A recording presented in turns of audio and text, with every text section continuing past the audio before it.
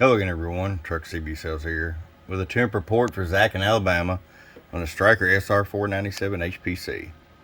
Zack, we did the tune alignment for you, electrolytic upgrades, and the Toshiba voltage regulator upgrade, and you also selected the tune-up video option in the custom order screen.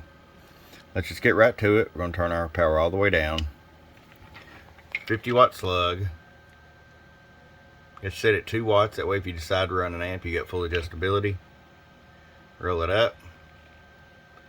A very safe and modest 25 or 26. Show your average power swing. Hello. Got 47 bird. 250 watt slug in PEP. Hello, hello. 1, 2. And I'll show you that it does it 130 or better all the way down. It's 2 watt scale. 2 watts. Hello, hello. 1, 2, 1, 2. 130 with it all the way down as well. Been at the bench too long today. Alright, Zack, it's ready to come to you, bud, from your friend Truck at truckcbsales.com. Bump, bump.